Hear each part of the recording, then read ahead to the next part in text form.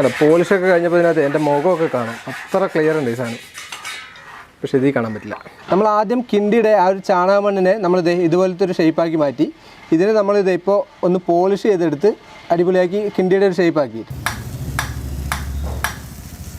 നിങ്ങൾ വിചാരിക്കും കിണ്ടിയുടെ വർക്കൊക്കെ കഴിഞ്ഞു എന്ന്, എന്നാൽ ഇല്ല. ഇത് ആ ഒരു അച്ചിൽ മെഴുക് തേച്ച് വെച്ചിരിക്കുകയാണ്. ഈ മഞ്ഞയൊക്കെ മെഴുകാണ്.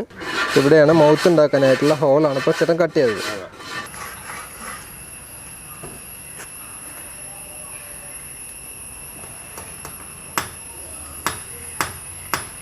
കസിൻസ് ഇപ്പോൾ ഉള്ളത് പാലക്കാട് പട്ടാമ്പിയിലാണ്. കഴിഞ്ഞ വീഡിയോയിൽ നമ്മൾ ഉരുളി നിർമ്മാണം കണ്ടു. ഈ വീഡിയോയിൽ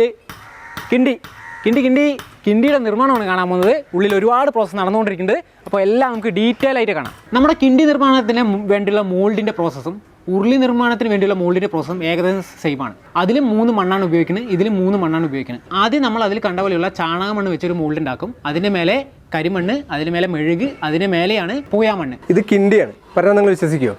എന്നാൽ വിശ്വസിക്കണം. നമ്മൾ മുമ്പ് ഉരുളി ഉണ്ടാക്കുമ്പോൾ നമ്മൾ ഉപയോഗിച്ചിട്ടുള്ള സെയിം ചാണക മണ്ണ് വെച്ചിട്ടാണ് ഇത് ഉണ്ടാക്കിയിട്ടുള്ളത്. ഇത് കിണ്ടിയുടെ അച്ചാണ്. അപ്പോൾ നിങ്ങൾ വിചാരിക്കും ഇതിനകത്ത് പൊള്ളയാണെന്ന്. അല്ല, ഇത് നല്ല തിക്കുള്ള മണ്ണാണ്.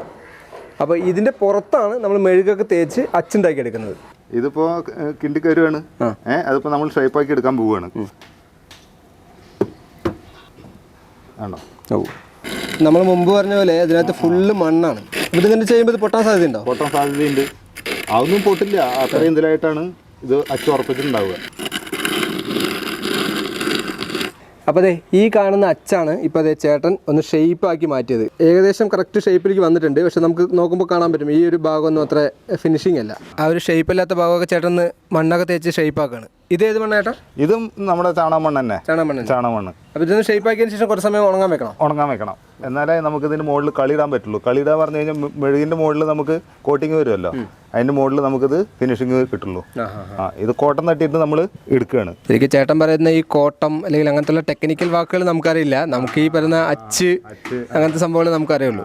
പക്ഷെ ഇവിടെ ഒന്നും മെഷീനിലല്ല ചെയ്യുന്നത്, എല്ലാം കൈ കൊണ്ട് തന്നെയാണ്. എല്ലാം കൈ കൊണ്ട്. മെഴുപ്പണിക്ക് മെഷീൻ അങ്ങനെ ഉപയോഗിക്കാൻ പറ്റില്ല. അതാണ് ഈ മെഴുപ്പണിക്ക്. മറ്റുള്ള മോട്ടർ കടച്ചിൽ ഈ വക പോളിഷ് ഇതിനൊക്കെ പറ്റും. മെഴുപ്പണിക്കും ഈ വക പണിക്കൊന്നും മെഷീൻ പറ്റില്ല. ഇതാ ഇപ്പോൾ ആ ഭാഗം കംപ്ലീറ്റ് കറക്റ്റായിട്ട് വന്നു. കണ്ടോ? അവിടെ ആ ഇതിലൊക്കെ കറക്റ്റായിട്ട് വന്നു. ഇനി ഇവിടെ ക്ലിയർ ആക്കണം. ഇപ്പോൾ നമ്മൾ കിണ്ടിയുടെ താഴ്ഭാഗം ഏകദേശം ഷേപ്പാക്കിയിട്ടുണ്ട്. ഇനി അതിൻ്റെ മോൾ ഭാഗം ഒന്ന് ചേട്ടൻ ഷേപ്പായിക്കൊണ്ടിരിക്കുകയാണ്. ഇപ്പോൾ മുമ്പ് കണ്ട കിണ്ടിനെ ചേട്ടൻ മണ്ണിനെ ഒന്ന് ഏകദേശം കിണ്ടിയുടെ ഒരു ഷേപ്പാക്കി മാറ്റിയിട്ടുണ്ട്. ഇനി അതിനെ നമ്മളിത് ഇതുപോലെ പോളിഷാക്കി എടുക്കാൻ പോവാണ്. അപ്പോൾ ഇത് ചേട്ടാ ഏത് മണ്ണാണ് എടുക്കുന്നത്? ഇത് നമ്മുടെ ചാണകമണ്ണ് പറഞ്ഞില്ലേ, ഈ ചാണകമണ്ണ് നമ്മൾ തുണി കെട്ടിയിട്ട് ചെമ്പിൽ തുണി കെട്ടിയിട്ട് അരിച്ചെടുക്കും. അപ്പോൾ ഈ മണ്ണ് നല്ല സ്മൂത്ത്, നല്ല മിനുസായിട്ട് വരും. അത് ശരി. അതാണ് ഈ മണ്ണ്. അത് ശരിക്കും ഇത് ഉണങ്ങിയതിന് ശേഷം ഇങ്ങനെ മിനുക്കാൻ പാടുള്ളൂ. ഇതിപ്പോൾ നമുക്ക് വേണ്ടി ചേട്ടൻ ഒന്ന് ചെയ്ത് കാണിച്ചു തരാണ്. ഇതിപ്പോൾ ഞങ്ങൾക്ക് വേണ്ടി ചെയ്താലും ഇത് നമുക്ക് ഉപയോഗിക്കാൻ പറ്റുമോ? ഉപയോഗിക്കാൻ പറ്റും.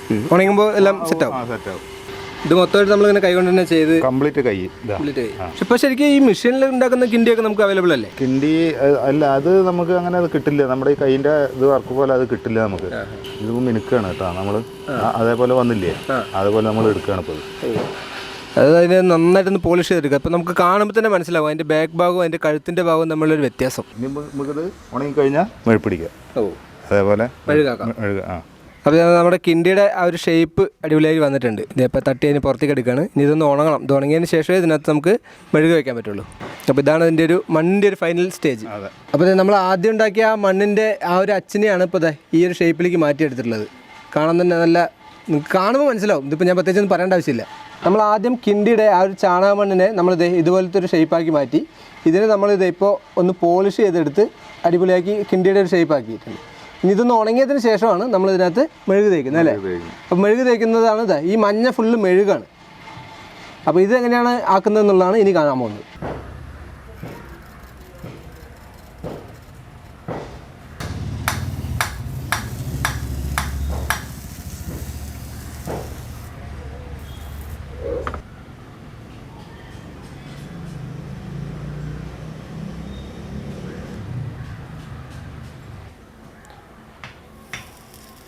ഇത്രയും ഇനി അപ്പോൾ നമ്മുടെ കിണ്ടി ഉണ്ടാക്കാനായിട്ട് മുരളീധരൻ ചേട്ടൻ മെഴുക് ഇതിൽ ഒട്ടിക്കാനായിട്ട് പോവാണ്. പിന്നെ ഇതെന്താ മെഴുക്? ഇത് നിങ്ങൾ ഇവിടെ ഉണ്ടാക്കുന്നതാണോ? ഇത് ഇവിടെ ഞങ്ങൾ കുങ്കില്യം, തിരുമെഴുക്, തേമെഴുക്, ഇതിൽ കൊട്ടണയും കൂട്ടും നല്ലെണ്ണയും കൂട്ടും. അങ്ങനെയുള്ള 3 ഇത് കൂടിയിട്ടുള്ളതാണ് മെഴുക്. ഇത് അങ്ങനെ ഒറ്റയ്ക്ക് ഉള്ളൊരു കൂട്ടല്ല, 3 കൂട്ടുണ്ട്. ലൈറ്റ് ചൂടുണ്ട് കേട്ടോ, ചെറിയ ചൂടുണ്ട്. ഇതിപ്പോൾ തുടക്കമാണ്. ഈ ഒരു കിണ്ടി ഉണ്ടാക്കാനായിട്ട് ഈ മെഴുക് മാത്രം മതിയോ? മതി. ഈ ഫുള്ള് കിട്ടും? ഫുള്ള് കിട്ടില്ല, നമുക്കത് വെട്ടിയെടുത്തിട്ട് കുറച്ച് എടുക്കാം. ബാക്കി നമ്മൾ ചൂടാക്കിയിട്ട് ചെയ്യുന്ന? അതെ. അത് സംഭവം സൂപ്പറാണ് കേട്ടോ. കാരണം അത് ചൂടായപ്പോൾ തന്നെ അതിൻ്റെ അടിഭാഗമൊക്കെ ക്ലോസ് ആയി. സംഭവം എന്ന് വെച്ച് കഴിഞ്ഞാൽ നമ്മൾ ആദ്യം ഇട്ടിച്ചൊരു വാറുണ്ട്. ഇപ്പോൾ ഇതിനകത്ത് നമ്മൾ മെഴുക് ഒരു കംപ്ലീറ്റ് ആയിട്ട് കിണ്ടി കവർ ചെയ്തിരിക്കുകയാണ്. അപ്പോൾ അതിൻ്റെ ആ വാറ് എത്തുന്നത് വരെ നമ്മളിതിനെ ഇനി ഇത് ഷേപ്പ് ചെയ്തുകൊണ്ടിരിക്കണം. ഭയങ്കര ബുദ്ധിമുട്ടുള്ള പ്രോസസ്സാണെങ്കിലും കാണാൻ നല്ല രസമുണ്ട്.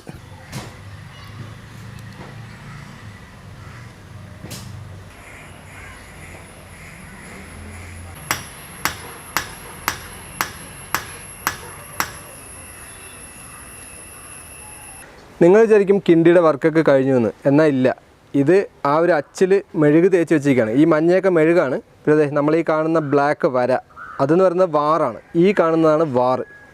ഇതിൻ്റെ തിക്നെസ്സാണ് കിണ്ടിയുടെ തിക്നെസ്. അപ്പോൾ ആദ്യം നമ്മളിതിങ്ങനെ ഒട്ടിച്ചതിന് ശേഷമാണ് അതിൻ്റെ മുകളിലാണ് മെഴുക് തേക്കുന്നത്. എന്നിട്ട് ഈ തിക്നെസ് എത്തുന്ന വരെ അവരത് പോളിഷ് ചെയ്ത് കാണുന്ന ബ്ലാക്ക് വാറാണിത്. ഇതിനകത്തൊക്കെ മണ്ണാണ്, ഇതേ കണ്ടില്ലേ. ഇനി ഇതിനകത്തുള്ള മണ്ണൊക്കെ എടുത്ത് കളഞ്ഞതിന് ശേഷമാണ് ഇത് കിണ്ടിയായി മാറുന്നത്. അപ്പോൾ മാത്രമല്ല, നിങ്ങൾ പലപ്പോഴും വിചാരിക്കും ഇതിൻ്റെ മൗത്ത് എവിടെയാണെന്ന്. ഇവിടെ മൗത്തിനുള്ളൊരു സ്പേസ് കൊടുത്തിട്ടുണ്ട്. ഇവിടെ മൗത്ത് എങ്ങനെ ഫിക്സ് ചെയ്യുന്നതെന്നുള്ളത് ഇനി കാണിച്ചു തരാം. ഇവിടെയാണ് മൗത്ത് ഉണ്ടാക്കാനായിട്ടുള്ള ഹോളാണ് ഇപ്പോൾ ചേട്ടൻ കട്ട് ചെയ്തത്. ഇവിടെയാണ് നമ്മൾ മൗത്ത് ഫിറ്റ് ചെയ്യുന്നത്.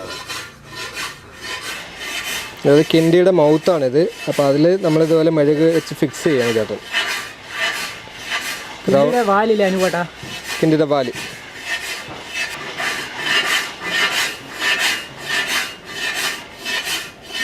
അത് ആക്ച്വലി ചേട്ടൻ നമുക്ക് വേണ്ടി സെപ്പറേറ്റ് ആയിട്ട് ചെയ്തു തരുന്നതാണ്. കാരണം വർക്ക് ഫുള്ളായി കഴിഞ്ഞാൽ മാത്രമേ അവരിതൊക്കെ ചെയ്യുള്ളൂ. അപ്പോൾ നമ്മുടെ പ്രേക്ഷകർക്ക് വേണ്ടി ചേട്ടൻ ചെയ്തു തരുന്നതാണ്. നമ്മുടെ ചെണ്ടക്കോല് പോലെയാണ് ആ ഒരു ഷേപ്പ് വന്നിട്ടുള്ളത്. അപ്പോൾ അതിൽ ഇതുപോലെ മെഴുകിൻ്റെ അച്ച അതിനകത്ത് സെറ്റാക്കിയിട്ടുണ്ട്. അപ്പോൾ നമ്മുടെ കിണ്ടിയിൽ അതിൻ്റെ മൗത്ത് ഫിറ്റ് ചെയ്യാനായിട്ട് അതിനകത്ത് ആദ്യമുള്ള മണ്ണിനെയൊക്കെ ചേട്ടൻ കുത്തിക്കളയാണ്. അപ്പോൾ നമ്മൾ തൊട്ട് മുമ്പ് ചെണ്ടക്കോല് പോലത്തെ ഒരു സാധനത്തിനകത്ത് ഇതുപോലെ മെഴുകൊക്കെ ഫിക്സ് ചെയ്യുന്നത് നമ്മൾ കണ്ടു. അതാണ് അതിൻ്റെ മൗത്തായിട്ട് വരുന്നത്. ഉള്ളിലുള്ള മണ്ണൊക്കെ കുറച്ച് കളഞ്ഞു. അപ്പോൾ ഇത് നമ്മുടെ മൗത്ത് ഫിറ്റ് ചെയ്യാണ്. അപ്പോൾ ഇത് ഫിക്സായി. അപ്പോൾ ഇതിൻ്റെ വായി നിലത്ത് മുട്ടണം. അതാണ് ഇതിൻ്റെ ഹൈറ്റ് കണക്ക്. ഇനി ആ സെൻറ്റർ ഭാഗം നമ്മൾ വീണ്ടും ഇത് ചെയ്യുമോ, കവർ ചെയ്യുമോ? ഇവിടെ നമ്മൾ കറക്റ്റായിട്ട് ഒഴിഞ്ഞ് ക്ലിയർ ആക്കും. ഓക്കെ. ഇതിൻ്റെ മുകളിൽ നമ്മൾ വീണ്ടും മണ്ണ് തേക്കും അല്ലേ? മെഴുക് തേച്ചിട്ടുള്ള ആ ഒരു കിണ്ടിയുടെ മോൾഡാണിത്. ഇതിന് ചുറ്റിലും നമ്മൾ 3 ലെയർ മണ്ണാണ് ഫില്ല് ചെയ്തിട്ടുള്ളത്. അപ്പോൾ നമ്മൾ ആദ്യം ഇതിന് നമ്മൾ ചൂളയിൽ വെച്ചിട്ടൊന്ന് ചൂടാക്കും. അപ്പോൾ ഇതിനകത്ത് ഉള്ള മെഴുക് ഫുള്ളായിട്ട് ഉരുകി നമ്മൾ ഇതിനകത്തൂടെ പുറത്തേക്ക് പോകും. അപ്പോൾ അവിടെ ഉണ്ടാകുന്ന ആ ഹോളിലൂടെ നമ്മൾ ഉരുക്കാൻ വെച്ചിട്ടുള്ള ആ ഒരു ഓട് അത് നമ്മൾ ഇതിനകത്തേക്ക് തിരിച്ച് റീഫില്ല് ചെയ്യും. അതിനുശേഷമാണ് ഇതൊരു കിണ്ടിയായി മാറുന്നത്.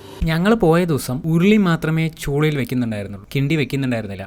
അതുകൊണ്ട് നിങ്ങൾക്ക് കിണ്ടിയിലേക്ക് ഈ ഓട് ഉരുക്കി ഒഴിക്കുന്ന കാഴ്ചകൾ കാണിച്ചു തരാൻ പറ്റിയില്ല. ഇതേ പ്രോസസ്സ് തന്നെയാണ്. അതായത് ഉരുളിയിലേക്ക് ഓട് ഉരുക്കി ഒഴിക്കുന്ന അതേ പ്രോസസ്സാണ് കിണ്ടിയിലേക്ക് ഓട് ഉരുക്കി ഒഴിക്കുന്നതും. ഉരുളി ഉണ്ടാക്കാനായിട്ട് നമ്മൾ ഓട് ഉരുക്കി ഒഴിക്കുന്നത് കണ്ടു. അതുപോലെ അതിൻ്റെ സെയിം പ്രോസസ്സ് തന്നെയാണ് കിണ്ടിയിലും വരുന്നത്. അപ്പോൾ ഇത് 2 വാർപ്പ് കഴിഞ്ഞിട്ടുള്ള 2 കിണ്ടികളാണ്. ഇതിൻ്റെ ഒരു സൈഡ് മാത്രം തട്ടിയെടുത്തിട്ടുള്ളൂ. ഇപ്പോഴത്തെ സൈഡ് കുറച്ച് മണ്ണൊക്കെ ഉണ്ട്. അപ്പോൾ ഇതെല്ലാം ഒന്ന് കളഞ്ഞതിന് ശേഷം ഇതിൻ്റെ സൈഡൊക്കെ ഒന്ന് ഗ്രൈൻഡ് ചെയ്ത് പോളിഷ് ചെയ്യാനുണ്ട്. അങ്ങനെ പോളിഷ് ചെയ്താൽ നമുക്കത് കിണ്ടിയായിട്ട് ഉപയോഗിക്കാം. പിന്നെ ഇത് എന്തെങ്കിലും ലീക്ക് ഉണ്ടോ കംപ്ലയിൻ്റ് ഉണ്ടോ എന്നുള്ളതൊക്കെ നമ്മൾ ചെക്ക് ചെയ്യണം. ഇതിൻ്റെ അകത്തുള്ള മണ്ണൊക്കെ നമുക്ക് കളയേണ്ടതുണ്ട്. ഇത് കണ്ടോ, നമ്മുടെ ഈ മൗത്തിൻ്റെ ഇവിടെയൊന്നും അത്ര ഷാർപ്പല്ല. അവിടെയൊക്കെ ഒരുപാട് പീസുകളൊക്കെ തന്നെ പൊങ്ങി നിൽക്കുന്നുണ്ട്. അപ്പോൾ ഇതൊക്കെ ഒന്ന് ഗ്രൈൻഡ് ചെയ്തെടുക്കണം. അപ്പോൾ ഇതേണ്ടേ ഈ മണ്ണൊക്കെ നമുക്കിങ്ങനെ കളയുമ്പോൾ ഇതിൻ്റെ ഒരു പ്യുവറായിട്ടുള്ള കിണ്ടി നമുക്ക് കാണാൻ പറ്റും. അപ്പോൾ അത് കഴുകി വൃത്തിയായിട്ടുള്ള കിണ്ടി നമ്മുടെ കയ്യിൽ കിട്ടിയിട്ടുണ്ട്. അപ്പോൾ ഇതിൻ്റെ എഡ്ജൊക്കെ ഒന്ന് ഗ്രൈൻഡ് ചെയ്ത് ക്ലിയർ ചെയ്യണം. അപ്പോൾ നമ്മുടെ പുറകിലേക്ക് കേൾക്കുന്ന സൗണ്ട് ഒരു ചേട്ടൻ ഗ്രൈൻഡ് ചെയ്തുകൊണ്ടിരിക്കുകയാണ്.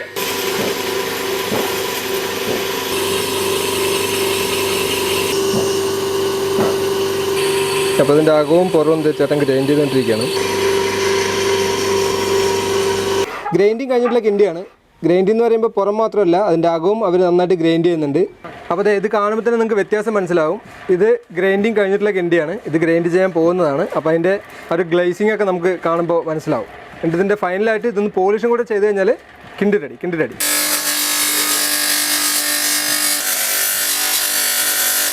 അപ്പോൾ ഇത് പോളിഷ് ചെയ്യാനായിട്ടുള്ള അതിൻ്റെ ബ്രഷൊക്കെ ചിലപ്പോൾ സെറ്റ് ചെയ്തിട്ടുണ്ട്.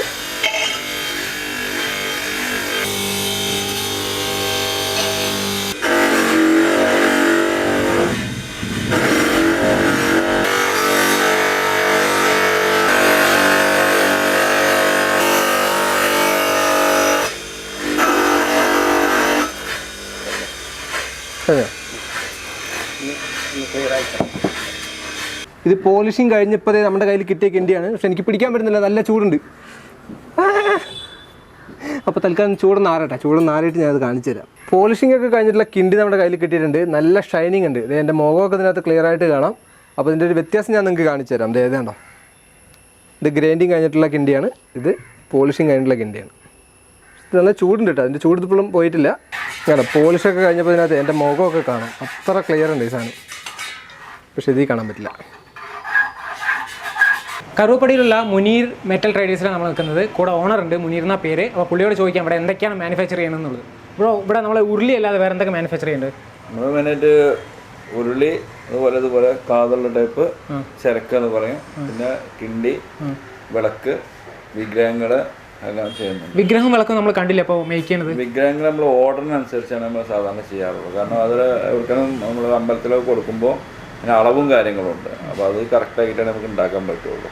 ഉരുളിയും ഇതൊക്കെ എത്ര റേറ്റ് സ്റ്റാർട്ട് ചെയ്യുന്നു? ഉരുളിക്കും റേറ്റ് നമുക്ക് ഒന്നിനും ഇപ്പോൾ കറക്റ്റായിട്ട് പറയാൻ പറ്റില്ല. കാരണം ഇതിൻ്റെ മെറ്റീരിയൽസിന് വില മാർക്കറ്റ് ഡെയിലി മാർക്കറ്റാണ്. അപ്പോൾ അത് കൂടുന്നതിന് കുറയുന്നതനുസരിച്ച് വില വ്യത്യാസം താഴേക്കും അങ്ങോട്ടൊക്കെ വരാൻ ചാൻസ് ഉണ്ട്.